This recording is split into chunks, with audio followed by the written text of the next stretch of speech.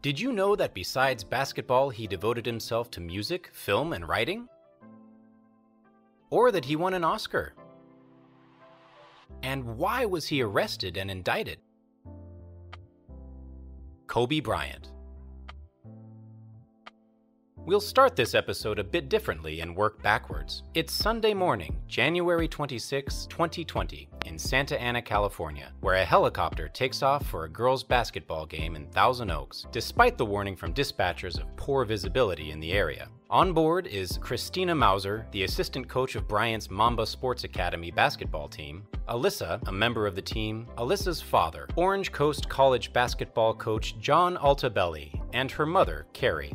Another teammate named Peyton and her mother, Sarah Chester, pilot Ara Zobayan, and another basketball teammate, Gianna, the daughter of basketball player Kobe Bryant, also on board. At 9:45 in the morning, the Sikorsky S-76 helicopter crashes into a steep cliff at a speed of around 115 miles per hour and plummets into Calabasas, California, near Los Angeles. The chopper bursts into pieces when it hits the ground and spreads over an area the size of a football field. The whole fragmented chopper is burning, and every passenger on board is dead on impact. The world learns about this tragedy in a minute's time due to the famous basketball player Kobe Bryant. We dedicate this episode to this sports legend.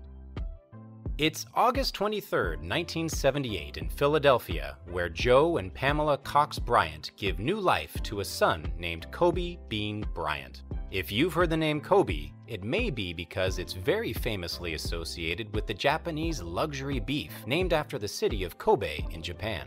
Well, Joe and Pamela Cox see Bryant's name Kobe on a restaurant menu just before the birth of their son.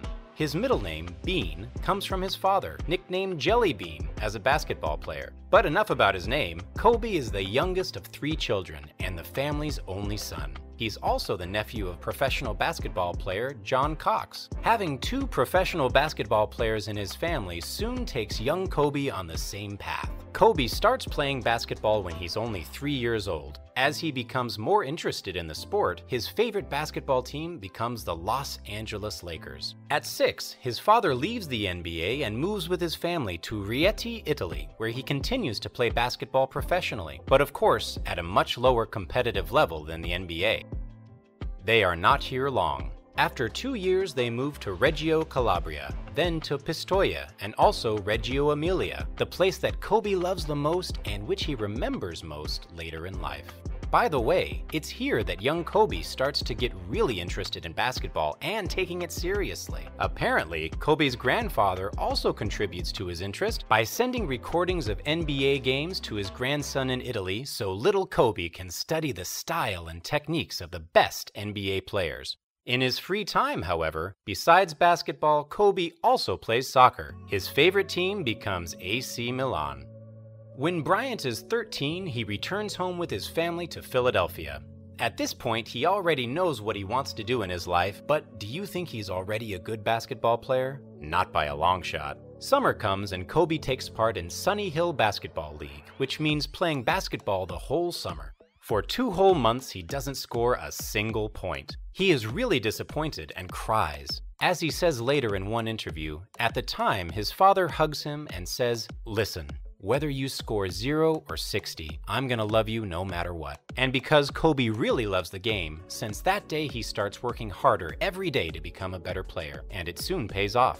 After a few years, he attends Lower Merion High School in Ardmore. This school has never had any exceptional basketball players, until Kobe, that is. During his studies, he becomes the best player on the school team, with whom he wins a lot of trophies. Even his high school coach says, "This is a fully formed player." And even though he would have been accepted at virtually any university at age 17, Kobe doesn't apply to any of them. He decides to start his story in the best basketball league in the world, and at that time, he is only the 6th NBA player to enter the league straight out of high school. The Charlotte Hornets take him under their wing in the first round of the draft.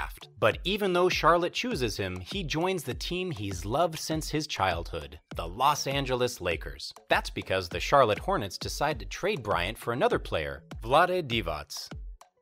And when he starts his first season with the Lakers in 1996, he's the youngest player ever in the league. The rookie plays with legends like Larry Drew and Michael Cooper. Right alongside them, he becomes an even better player. In 1997, he becomes the youngest player in the All-Star game and wins the dunking competition. In his third season with the Lakers, when he's only 20 years old, he signs a $70 million 6-year contract. He gets compared with Michael Jordan, but his playoff team results aren't good. Kobe gets frustrated. He always wants to win and can't understand his teammates who just go to restaurants and have fun after losing a game. He tries to have a positive impact on them and pushes them to train harder instead of just enjoying nights out. Kobe develops new, intense training sessions for himself where he practices every day. For example, in the off-season, he trains for 6 hours each day, a 2-hour run, 2 hours weightlifting, and 2 hours playing basketball. The misery of the playoffs changes with the arrival of a new coach, Phil Jackson. After years of improvement, Bryant becomes one of the leading shooting guards. He gets back into the All-Star game and the NBA selections. The Lakers suddenly become the main favorites to win the title. There are two important aspects of the game for the Angelenos: Bryant and Shaquille O'Neal's cooperation on the court, and Coach Jackson's tactics, with which he previously won 6 titles for the Chicago Bulls. These two approaches proved to be fundamental, and soon came the glory years of 2000 to 2002, when the Lakers win the championship 3 times in a row, establishing a legendary sports dynasty. Success in Kobe's professional life is also complemented by joy and happiness in his personal life. In 1999, he meets his future wife, actress and model Vanessa Lane, while working on his debut rap album, Visions. He marries Vanessa in 2001. Interestingly, Kobe's parents disapprove of the marriage, and they don't attend his wedding. They don't want their son to get married so young, and also want him to marry a woman of African American descent. His parents somehow learn to accept his relationship after 2 years, when their son and his wife Vanessa have their first daughter, Natalia. Only then does his whole family start to talk to each other again. Vanessa and Kobe have 3 more daughters together: Gianna in 2006, Bianca in 2016, and Capri in 2019.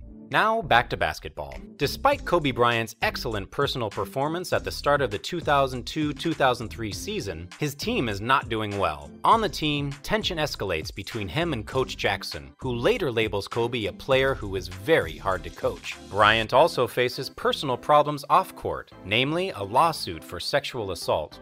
A 19-year-old hotel employee of Eagle County, Colorado, files a criminal complaint. She alleges he raped her in his hotel room the previous night. Bryant does not deny contact with the girl, but denies the rape allegations. Finally, an out-of-court settlement ends the dispute. As a result, his sponsors, including Nutella and McDonald's, end their cooperation with Bryant, and sales of his basketball jerseys fall.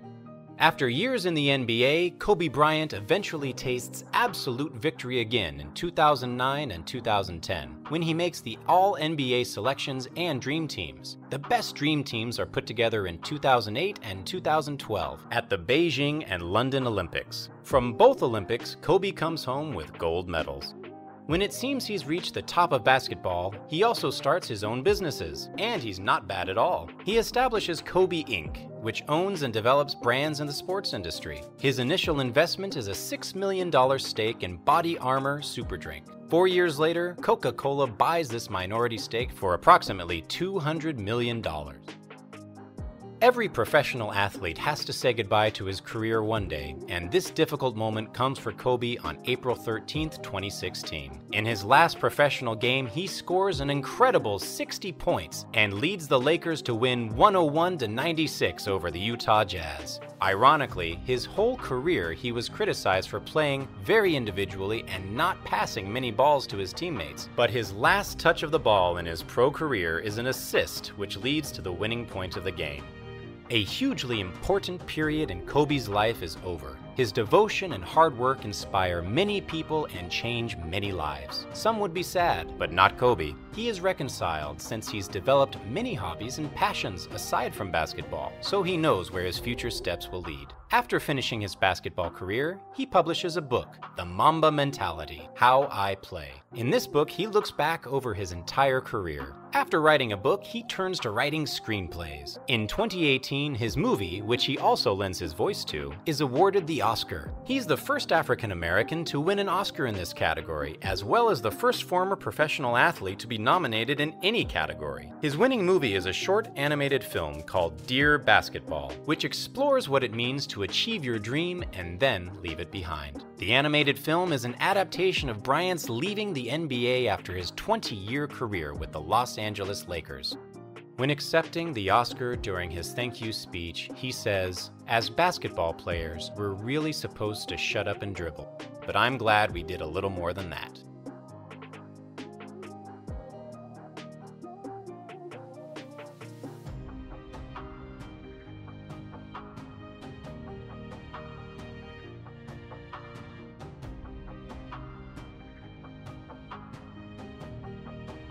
Thanks for watching to the end. If you like our videos, please subscribe to help us create more content.